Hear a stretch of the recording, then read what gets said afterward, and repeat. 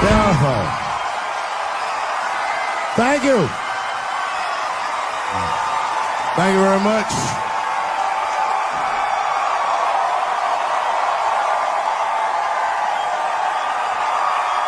Thank you. What's going on? Good to see everybody out here tonight. Thank you. Hey, have a seat. Everybody be comfortable and relax. Oh my gosh, good to be back in Austin, Texas. It's good to know that plaid is back in. Most of the dudes I meet around these parts are dressed like a dyke in New York, so I'm glad to see that.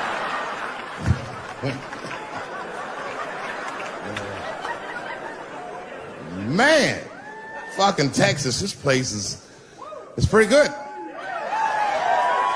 Pretty damn good. You know, I was in Santa Fe the other night and a motherfucker threw a banana peel at me. Yeah, that didn't feel so good. Of course, it was a white person. Not to indict the whites, I'm just saying. And then not only did he throw a banana peel at me, but it was premeditated. You could tell.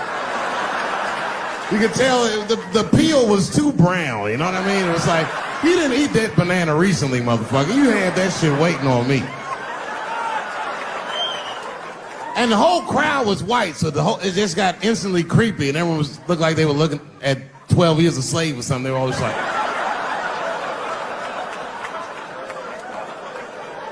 who the fuck does that? And then they arrested the guy, which was...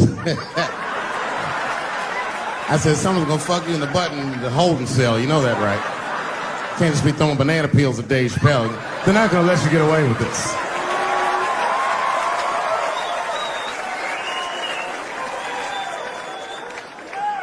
And the press called me up like, do you have a statement? A statement? For a fucking banana peel? No! I don't have anything to say. This guy was like fucking famous for throwing a banana peel at me. 20 years from now, he's gonna be tucking his kids in the bed and the kid gonna be like, Daddy, tell him about the day that you threw that banana peel at that nigger in Santa Fe. Boy, I'll tell you what, that black motherfucker saw his name up on the marquee about a week before. I said, man, if I could just get close enough to meet him, throw a banana on that nigger and show him how. Fucking banana gate. I didn't even want to press charges. You know, this has happened to me before. No, sir, not a banana. I live in Ohio, right? So this is like a few winters ago. Oh, I didn't know you would ever clap for that. Well, all right. That's the first time that shit's ever happened. Ohio! Anyway, I live amongst the whites. Small town in Ohio. And it was wintertime, and it had snowed recently, so there were huge snowdrifts on the street. I was walking with my sister. Now, my sister was dressed in all Muslim garb, as were her children. And I was dressed as Dave Chappelle. And we were walking and just talking about something, and a car sped around the corner, and the window came down, and somebody threw a snowball and hit me right in my shoulder. I didn't know what was going on. Why was this happening? Because I'm black, because she's Muslim, because I'm Dave Chappelle. I couldn't tell. But again, I knew it was premeditated. Because who the fuck has a snowball in a warm car? Way through, lady, because he went around the corner and got stopped at the red light. He was caught in the traffic. So then I ran out into the street and I just tapped on his window. Hey, my man, can I just talk to you guys for a second? Come on out for a second. I just want to talk to you. There's 4 young white dudes in the car. They were like, just chill, bro. I said, relax. I just want to talk. Now, this is an old black trick. Really, I didn't want to talk. I was going to fuck them up. So, if you're ever caught in traffic and a black guy starts saying he just want to talk to you, don't open the door, nigga. Even if he's me, smiling at you. And they were like, chill, bro, just chill. And then the one guy in the back seat, I don't know what, he was just cockier than his friends. He was like, fuck it, man. I'll get out the car. And I started yanking on his door. Let me help you, motherfucker. Let me just help you out. And I didn't notice his window was down. And he threw a snowball that shit hit me right in my chest. Pow. He said, fuck you, you fucking nigger. And then the light turned green and they sped off.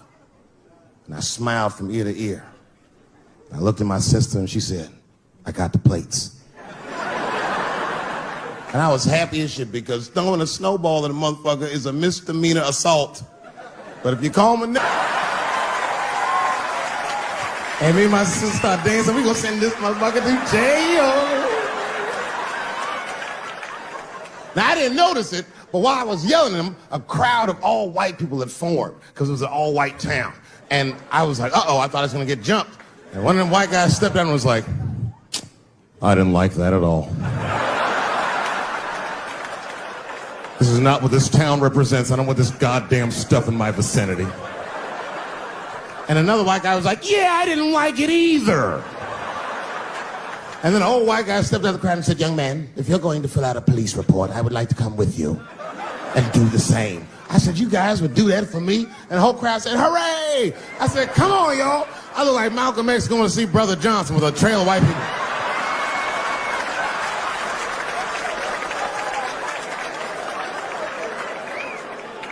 Unreal. An hour later, we was all just sitting in the police station, and the police came in and like, well, Mr. Chappelle, 16 identical police reports. We ran the tags, 2 young men that had their mother's car.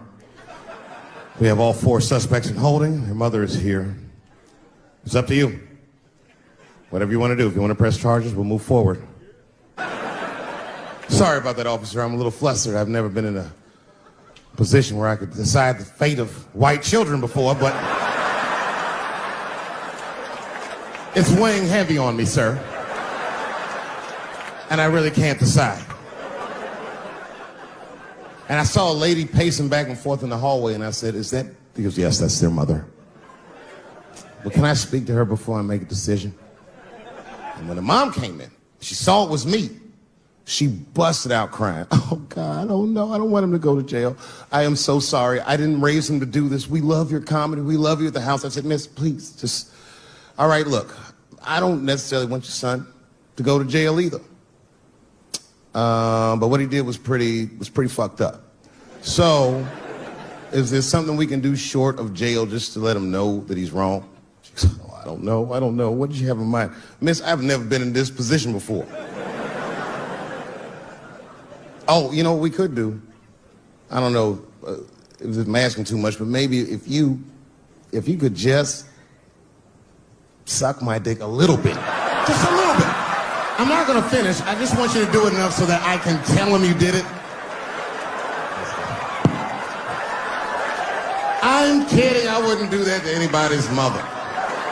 Maybe my kid's mom, but that's it. Ebola was in Texas. Ebola made a visit. Killed that man in Dallas. 5 days that man melted to death. What happened to the brother in Dallas? Where was the secret serum is what we all said. I remember in the beginning of Ebola, there were 2 American doctors that got sick in Africa. They flew them in a private jet straight to Atlanta to the CDC. I didn't even know CDC saw patients. There it was said they administered what the New York Times called a secret serum. I don't know what's in it. It's just like Colonel Sanders' recipe. But both of these motherfuckers survived. These doctors, thank God, are healthy. They are out there somewhere tonight at Whole Foods, touching vegetables, walking around. Everything's okay. Hey, Frank, how are you? Oh, you didn't hear? I had Ebola last week, but I'm doing all right now. I was bleeding out of my eyes and anus, so I got concerned, but I'm okay. What happened to the brother in Dallas? They just rubbed some Vicks on that nigga.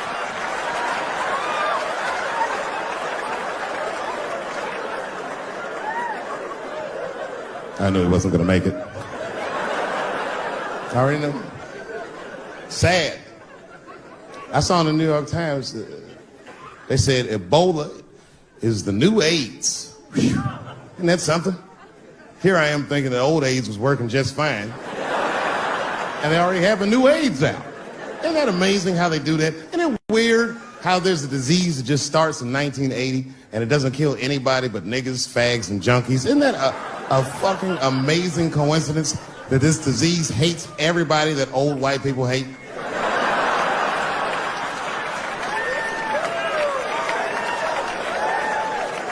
I think either God is white or the government hid that shit in disco balls. Only fun people get AIDS.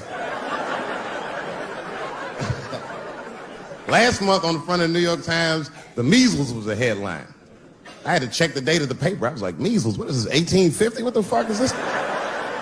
Why is measles in the news? Turns out they were trying to decide if mandatory vaccinations for children is the way we all want to go. Any thoughts? I'm sorry, ladies and gentlemen, I don't know. I don't know about this one. First of all, black people generally don't trust doctors. After the Tuskegee experiments and all that shit. More importantly, don't forget Michael Jackson was killed by a doctor. Granted, he was doing drugs, but if I was a heroin addict and I had a licensed physician injecting heroin in me, I should survive that. I'd just be looking like, oh, I'm good, right? I'm good? It's not too much, is it? Dr. Butterfingers killed Michael Jackson. After that, I was like, fuck going to the doctor. The fuck am I getting my kids vaccinated for an old-ass disease like measles? This is ridiculous. You might as well give them a diarrhea shot if you're so worried. Diarrhea has a bigger body count than the measles do. You know, diarrhea is funny today, but 100 years ago, if your ass had diarrhea, you were a goner. There was like a 0 chance of survival. You get that first squirt, uh-oh. Better start getting my affairs in order. But I don't have much time. It's diarrhea. It's very serious. You just watch your buddy slowly die in a pool of his own shit. I give up diarrhea. Nowadays, your buddy just be like, oh, well, you got diarrhea? Just eat a banana, nigga, drink some water, let's get to the club. Still make last call. Tough time for the blacks.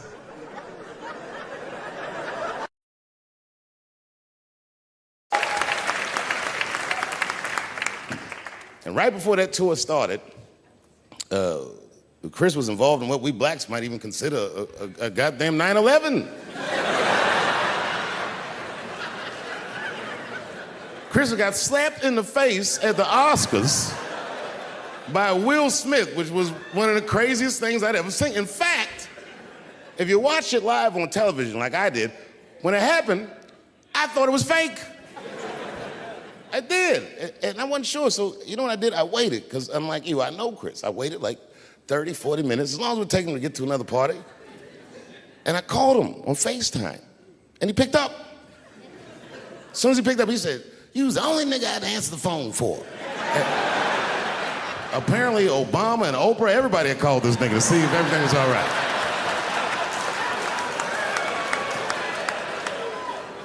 And I thought it was fake. I didn't know. So I asked him, I go, well, you know. He said, what? I said, well, did it hurt? And he said, yes, nigga, it hurt. And then I knew that it was real. And then, and only then, was I offended. And I wasn't just offended that he got slapped. That was only half of it. The real offensive part was that after he slapped him, this nigga Will just sat down and enjoyed the rest of his evening. It was crazy. It was just...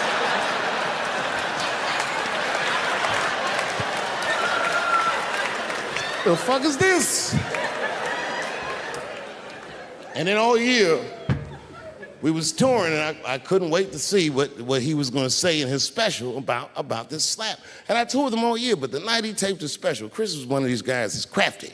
You never know what he's going to say until he really says it. So I went to see him tape his special. He taped it right up the street in Baltimore. Now, you guys are from D.C., so you know about Baltimore. We all know that through the years, D.C. has been through some very, very tough times. Sadly, Baltimore is still in a very tough time. Not everybody in the world really can understand the depth of Baltimore. Baltimore is so desperate that Tupac and his mother moved from Baltimore to Oakland for a better life.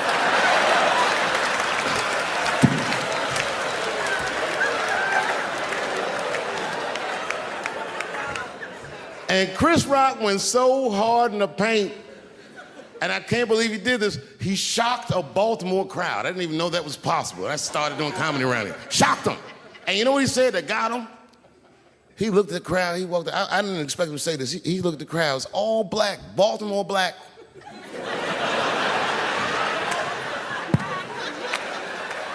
Even if you rich and black in Baltimore, you know them niggas is traumatized about something.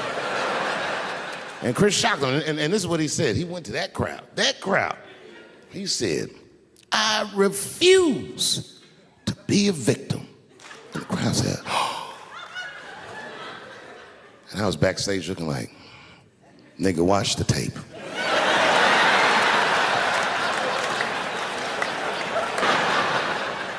He had been growing dreadlocks. Not the beautiful dreads that Rastafarians grow. These were accidental LA homeless dreads. This shit had leaves and sticks and bottle caps and shit in it, some kind of grease.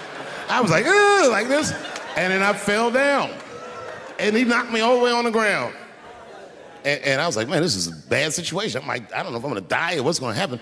But in that moment of vulnerability, you know what occurred to me that had never occurred to me before in my life? In that moment, it occurred to me that bodyguards should not wear dress shoes to work. Travis.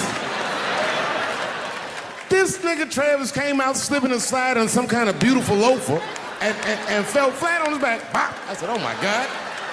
Now both of us are down. I gotta handle this shit myself. So I popped right back, boom. And then the kid that knocked me down, he popped out, boom, and we looked at each other and realized at the same time, I was bigger than him. And that motherfucker took off running. And I started to chase him and I said, fuck him. I picked the microphone up. So I'm gonna finish this show now. That's right.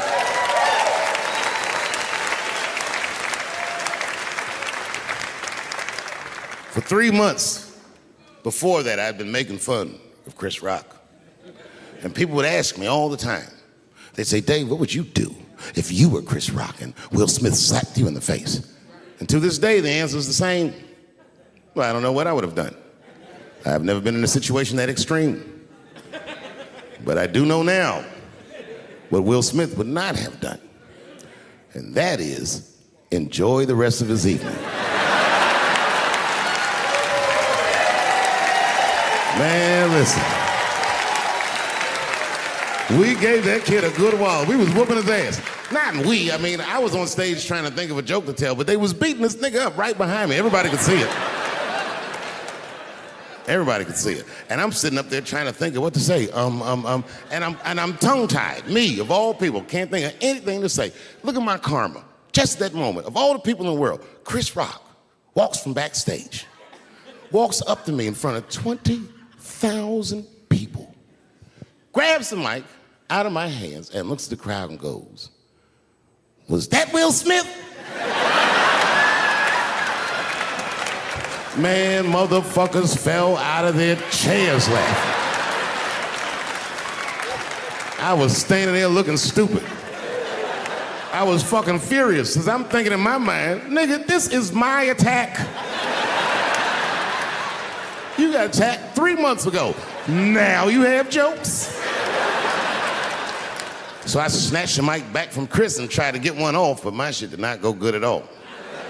I didn't know what to say. I was just like, it was a trans man. And the crowd was like, boo. This is LA, we like trans people, boo. I know, I felt so bad. I felt so bad. But I know why I did it. You'd have to be there to understand, but man, when that guy tackled me, it was like it's like a movie or something. You gotta picture this.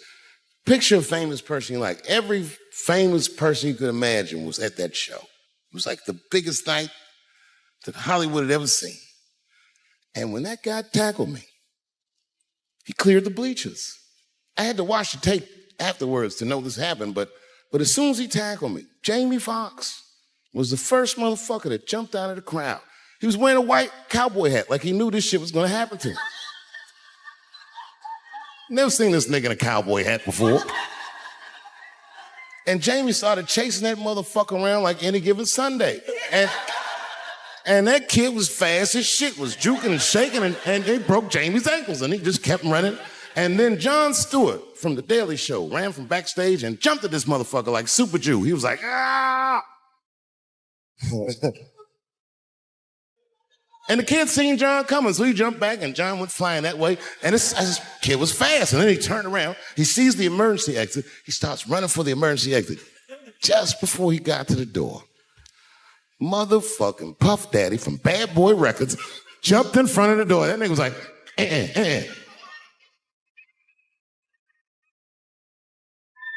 Boy, Puffy got that motherfucker. And then every celebrity just ran out because every celebrity saw themselves in me, and they just started beating the fuck out of that kid. And I know Chris was backstage looking like, nobody helped me.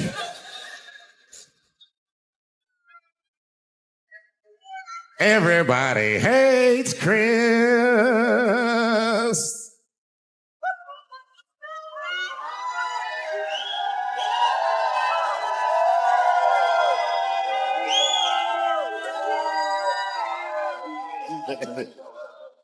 Look, it was way more intense than what you guys might have read. I don't know what you read, but the kid, while we was beating on him, reached in his waistband, pulled out 22 caliber pistol. That shit was mayhem. Everybody started screaming, oh my God, he's got a gun. He's got a gun.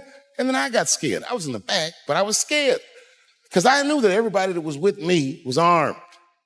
Yes, if they had shot and killed this kid on stage at the Hollywood Bowl, like I pay you to do, Travis,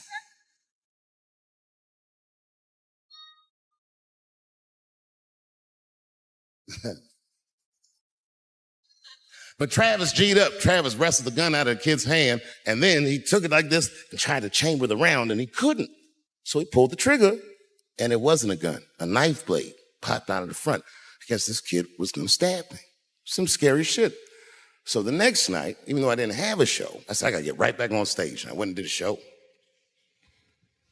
And someone in the audience screamed out, Dave, what happened with the attack? And I didn't know the journalists in the room. All I said was that the nigga had a knife that identified as the gun. I got 6 more weeks of bad press for that joke. I didn't even do nothing to this nigga. That was not right. That was not right. And then the New York Post went to the jail and interviewed my attacker like he was some kind of hero. And I read that interview. Turns out the entire attack was my fault. Yes, a trick on. I mean, I had done jokes about the homeless. Turns out this young man was homeless.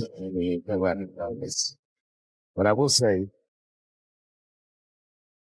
the homeless guys, they're critics.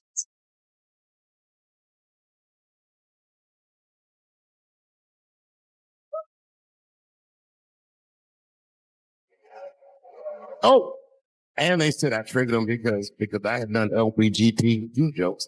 And it turns out this fellow was a bee. That was the headline of the article. It said, Dave Chappelle alleged attacker is bisexual. I said, alleged attack. This motherfucker definitely attacked. Now I'll show you the tape.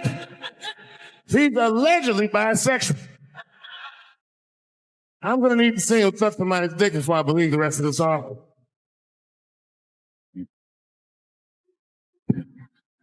I read that shit in the paper. I was horrified. Bisexual. Could have been raped.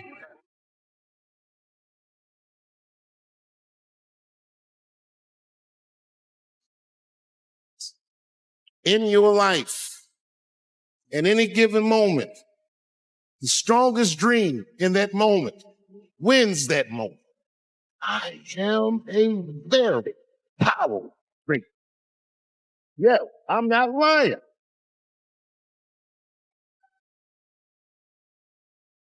I dreamed tonight, this very night, as a 14-year-old boy, and I'm living it as a 60-year-old man.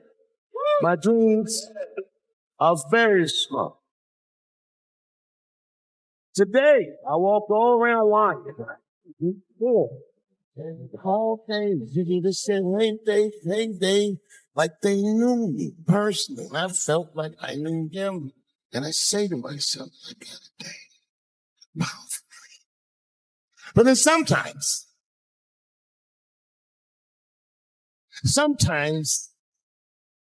I feel that, I myself, maybe I'll smoke some weed and be some nightclub. Feel shy. But I'll look across some nightclub and I'll see some guy that no one's ever heard of. Look at this nigga. Worked all week, he got bottle service. And this is bringing Moet sparklers to him. I picked in my mind his curtain. He's doing that kind of weird first dance. And he got 6 pictures at his table because he got so much liquor now. All day. Don't see it. Don't see it. And I'll be looking across the room like, oh my God. I'm that guy. I can hear him tell his friends, hey, I was up at this. Man, that's too bad. Bottle serve. That's an Asian up. I felt look at it. Who's that? And that's the trick. Why? They have to be wise enough. Know, living, you know what you mean. And you have to be humble enough to accept you and someone else's. That's why I don't judge King Will Smith, Chris Rock. That you guys look at them as big ideas. But I look at them as fellow dreamers. Can't judge between them because I see myself in both of them. I am Will Smith. I am the man that cannot take it anymore. I'm gonna slap the shit out of the next person that says a cross word to me or somebody that I love. And I am Chris Rock. I'm the man that gets slapped in front of the whole world. Keep my composure so I don't fuck anything. From Nigger Jim's perspective. It's called The Adventures of Nigger Jim. That's how the book starts. Huckleberry Finn walks up to him and goes, so you're Nigger Jim. And he's like, yo, I just said Jim. What's your name, little buddy? Huckleberry Finn's my name. What? Huckleberry? That's your real name? God-given. You know what? Just call me Nigger Jim. It's fine.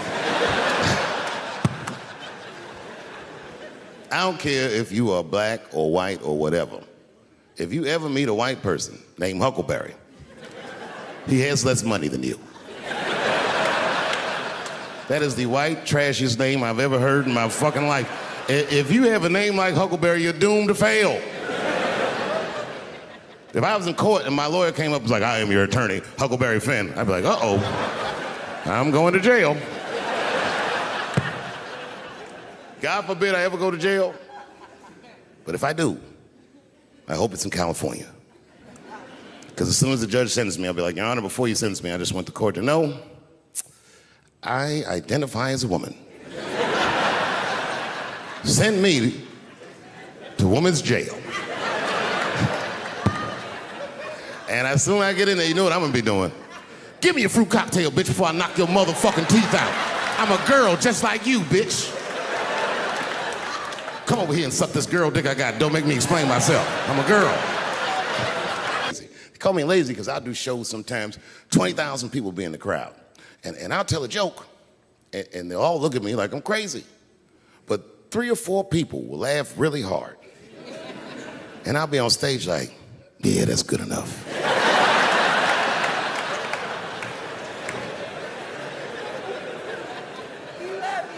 Well, this next joke is one of those jokes that... It's not, you know what I mean? I like to tell it, but it never does good. But I'm gonna do it. You know why it doesn't do good? I'm not good at impressions, but this is an impression. You ready? Okay. This is not gonna work. All right, this is my impression. It's my impression of the dead people on the Titanic. You didn't let me finish. This is my impression of the dead people on the Titanic as the submersible was approaching their ship.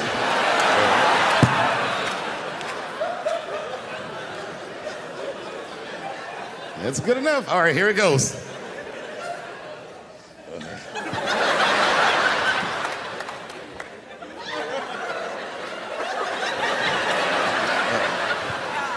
I'm gonna do it. Okay, here it goes. Join us in our watery grave.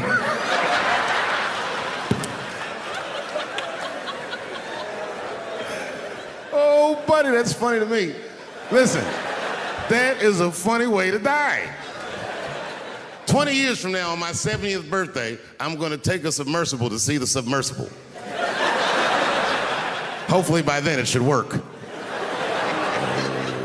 Up with sunshine. I was shining on everybody.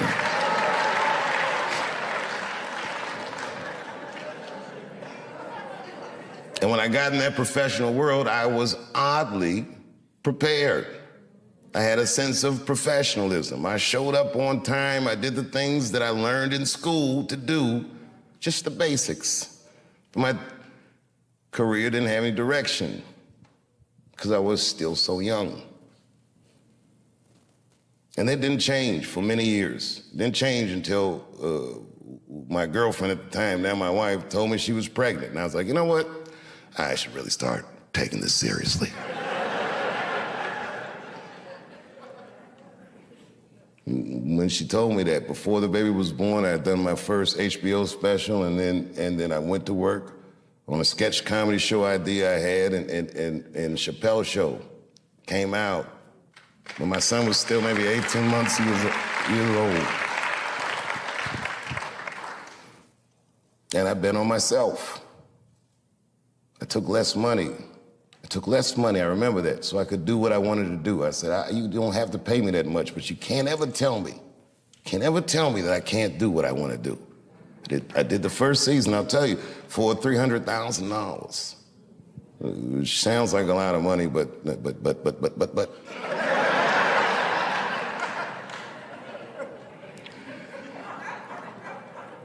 It was a rare experience in my life because it was the first time that I did something that was so successful that I knew I had exceeded their expectations. I was more successful than I felt like I was supposed to be.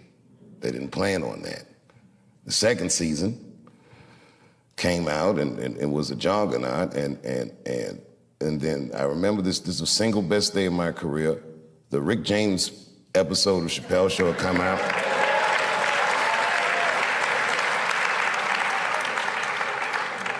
People were going crazy about the Rick James episode. At the same time, the DVD for season 1 of Chappelle Show dropped. It was the first time any television show had ever been sold off air, and it sold 1 million copies in the first day. It was unheard of. To this day, nothing has sold more than Chappelle Show. It's still on the top 10 in Netflix. All those great things happened, and my contract was up. Clearly, I was about to be rich.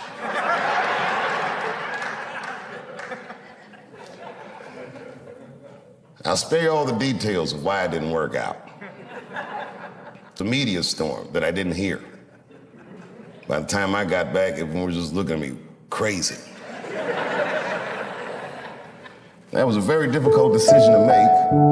The entire world told me I was crazy, but I was sure I was being true to myself and to something that I learned at Ellington.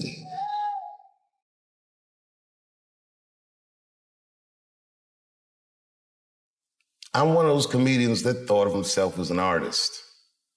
I was enamored by what the genre could do. It was like the pictures that I could paint with words and the way I could engage with audiences. I understood as it was happening. I was very lucky to be able to do this. And I protected that. And I knew that if I took the money, they would expect me to behave differently. And I wasn't willing to accept that. So I quit. And when I quit, it was a very difficult time in my life that I'll spare you the details, but man, fuck show business. It was tough. And then one day I was in Panama City, Panama, and I was at a hotel, and I looked at the lobby. There was a painting of Abraham Lincoln. And then I would look closer. It wasn't a painting. It was all pennies, just pennies, on a black canvas arranged into the face of Abraham Lincoln. And I asked the guy, I said, how much is that painting worth? He said, $600,000, sir. And I looked at the pennies that made up the painting, and I was like, that's like $300 worth of pennies.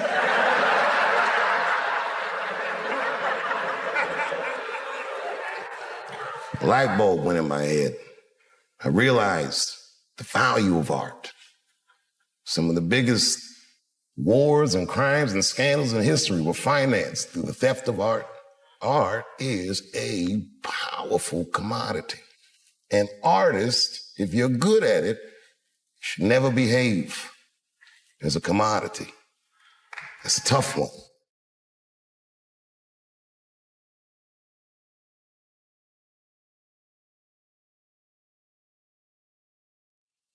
And then I gave up. I said, this is probably it. I accepted the fact that the career I thought I was going to have was over, but I started to rediscover just my art for its own sake. I would go to comedy clubs, and I worked for way less money than I ever had, and I enjoyed it more than any of the work I ever did. It was probably the best work I'll ever do, because it was so honest. It was so sincere. There was no media. There was no studio. There was no scrutiny, just me and the crowds. And I did it night after night, and slowly but surely the crowds got bigger and bigger. And then suddenly people started to notice, and polls started to say, Dave Chappelle has the tour of the year. And again, and then the year after that, and then the year after that. And then Lorne Michaels asked me to do Saturday Night Live. And it wasn't just like he asked me.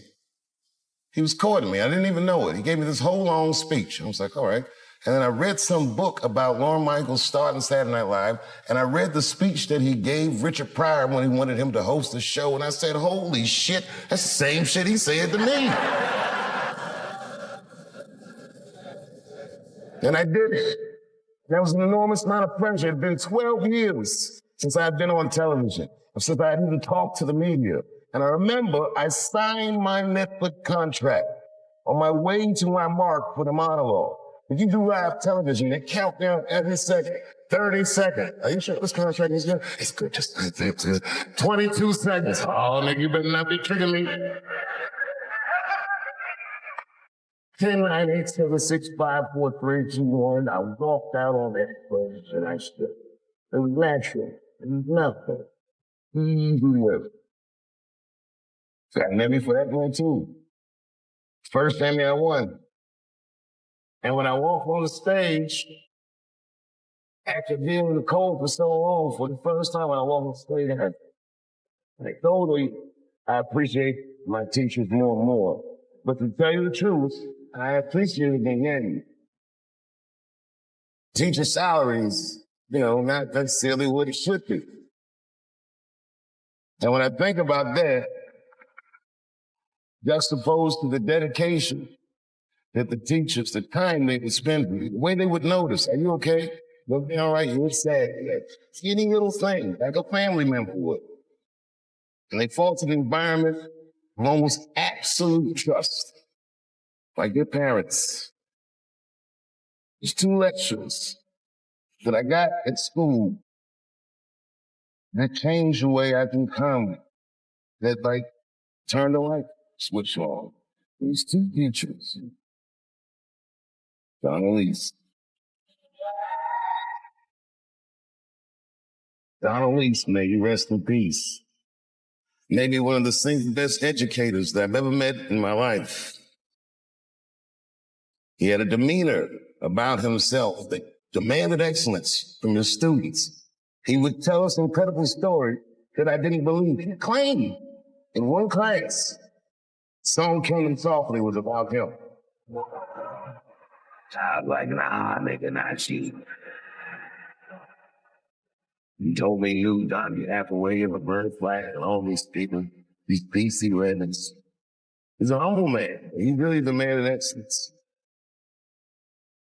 He gave a lecture once on a concept called polarization. So the idea that make everybody look at the same thing at the same time. Their rational mind will decrease and the emotional response will increase. He said that's how audiences work. That's how models work. That's how you make a person lose themselves in your class. I got it. As he was saying this in the whole statement, I said, it's a good lecture. Everyone focused on the statement. You know, you correlation is involved in this. Ha! Jump off. So much scared. Not to get his approval, but to avoid his disapproval. When we were coming up, that thing called juries. I don't know if they still do juries. Juries is when all the department heads give you a piece to work on and they sit there and they make you perform the piece and the criticism is brutal. We were kids. We didn't understand that they were preparing us for a hard world ahead. If you wanted a profession in art, they would tear us shreds. The stress of a jury, thing I never practiced. I didn't want to act. For improv class, you can get in this representation. I was back going funny pieces. Trying to stretch myself, but this, and maybe had more in me than comedy. And the time I took against that. So because she said that, after school at 39, I was at the comedy club. The first time I signed a list and I waited and I got on like that. Killed it. Must have been 35 years ago. That night. I killed it. I'd show up with the Tough time for the blacks.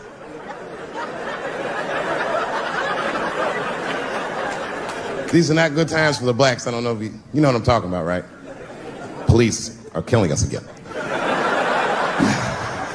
It's a very unfortunate set of circumstances because we were doing very well.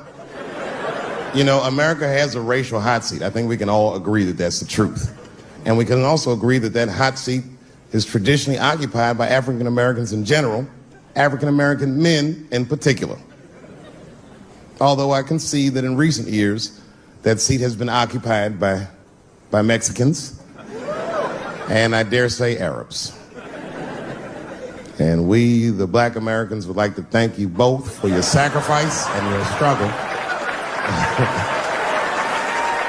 We needed a break. We needed a goddamn break. We all go through something, but at least I can leave my backpack someplace. If you Arab and forget the backpack, you got about 20 minutes before they send that robot to blow your shit up. Fuhad.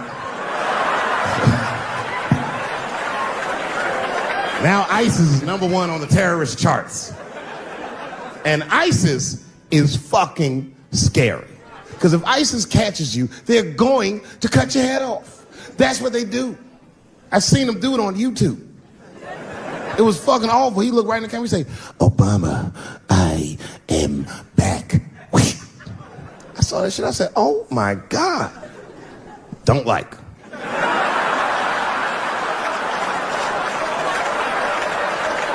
How is this guy cutting people's heads off on YouTube? I can't even post a dick pic, and this motherfucker is decapitating people. I'm gonna have to change my settings. You know, everyone has it hard, but I think harder than black people and harder than Arabs and harder than Mexicans, you know who has it the worst? Fat black people.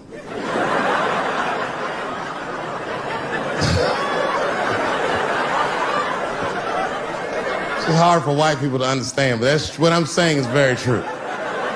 Fat black people have a really rough road because all manner of things kill white people. But you know what kills more black people than anything, more than police and terrorism? Salt, nigga. Regular. Here, white people are getting Ebola cures and shit, and meanwhile, I'm dying from fucking the flavoring.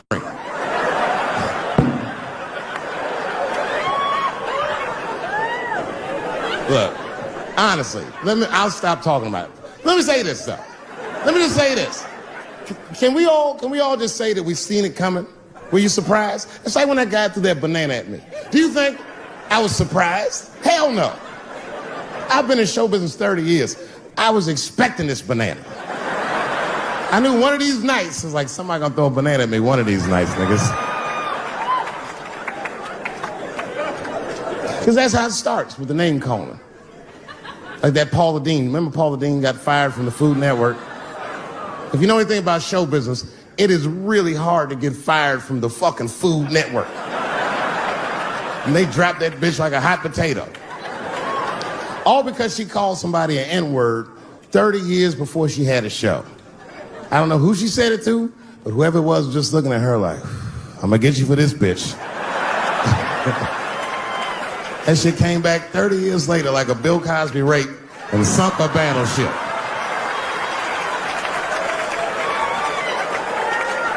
And every black person was mad, but we weren't like that mad. I was just like, well, how's this bitch gonna call me a nigga when she taught me how to fry chicken? That's not fair.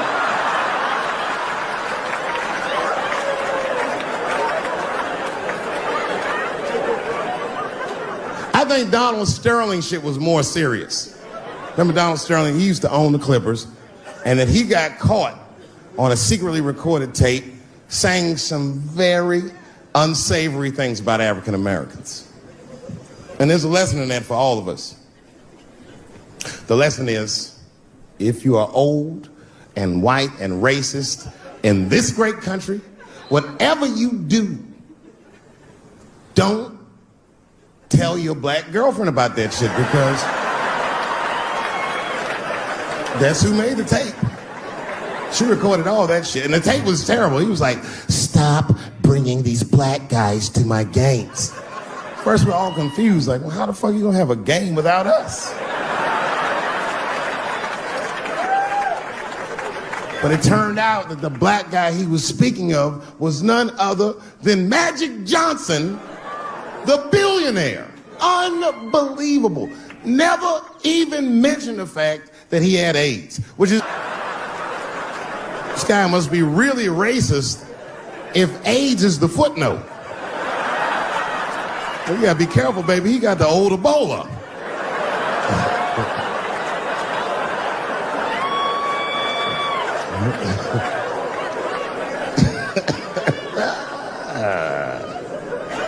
You can say what you want about that girl, but I'm gonna tell you right now, she is a goddamned hero. Because you might have thought these things were happening before, but now you can see it all in front of you without a shadow of a doubt. That shit actually went down. She sucked that old guy's dick. She really took one for the team on that one. It's really gross. This dick is like 80 years old. It's like tasting history. Like 5 wars on it, Civil Rights Movement, Great Depression. This guy's been fucking from 40 years before Bill Cosby's first rape. This is a very old man. It's a very old penis. But all that shit is still, it's just name calling. Like, name calling does not break the modern black man. That's not gonna do the trick. I don't give a fuck about that. Like, if I went to Kentucky Fried Chicken, Ku Klux Klan, hood on top of their head, what do you think I'm gonna do in this day and age? Run out Kentucky Fried Chicken? Not if I'm hungry. I'll go straight to the front. Hey, man, let me get a 2-piece. I don't give a fuck what he says. You want a biscuit with that, nigger? I thought it came with a biscuit. What's all this attitude? I want a 2-piece. Chop, chop. You know what it is. But I'm not going to be mad. Why would I be mad? He's the one that's got to work at Kentucky Fried Chicken, not me.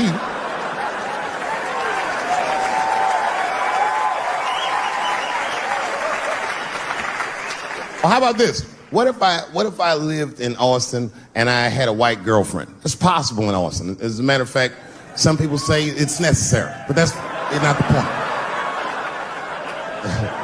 And me and my white girlfriend at home one night, and we're just doing what lovers do. Maybe she's butt naked and she's down on one knee, giving me a hand job. I love a good hand job. And she's really jerking me off. You know, getting her obliques nice and tight. I got a huge dick, so she's like, And I'm like, wow, this really feels wonderful. I think I'm gonna come. Nigger. I know, that's a tough one. But what do you think I'm gonna do? Hey!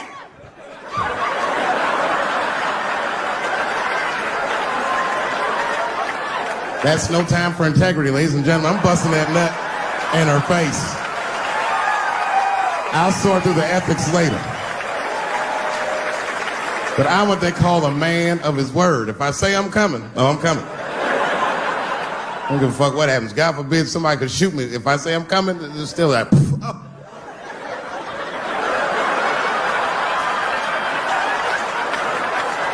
Doesn't mean I like getting shot.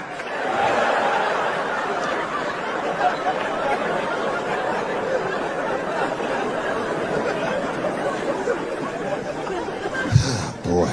Yeah, tough time for the blacks. I'm not gonna say nothing about the police. I'll leave that for Chris Rock.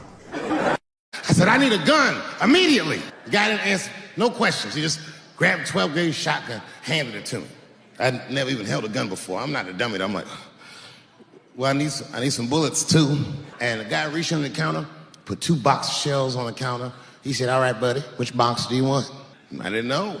One box had a picture of some ducks on it. The other box had a picture of some deer. I said, well, what's that box with them ducks? He said, oh, that there's bird shot. And then he goes just like this, I'm not exaggerating, he goes, that won't kill a man. He said, it'll just pepper him up nicely. I said, what the fuck? Pepper?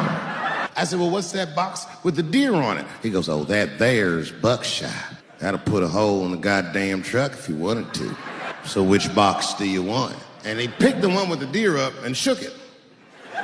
I thought he was trying to trick me. I was like, do you have a box with a picture of a white dude trespassing on it? Because it's exactly the strength I'm looking for. The fuck am I getting my kids vaccinated for an old-ass disease like measles? This is ridiculous. You might as well give them a diarrhea shot if you're so worried. Diarrhea has a bigger body count than the measles do. You know, diarrhea is funny today, but 100 years ago, if your ass had diarrhea, you were a goner. There was like a 0 chance of survival. You get that first squirt, uh-oh. Better start getting my affairs in order. But I don't have much time. It's diarrhea. It's very serious. You just watch your buddy slowly die in a pool of his own shit. I give up diarrhea. Too strong. Nowadays, your buddy just be like, oh, we got diarrhea. Just eat a banana, nigga, drink some water. Let's get to the club. Still make last call. Because if these women were serious, you know what they would have done? They all would have fired their agents. And they would have went to the mailroom of one of these big agencies and found a woman that was busting her hump in there and said, if you want to talk to us, then you have to talk to her. And if they did that, then she would be big and they would be big and nobody would get fed to Harvey Weinstein. But did they do that? No. Was that their idea? No. Surprisingly, it was mine. And what I think the feminist movement needs to be very successful is a male leader.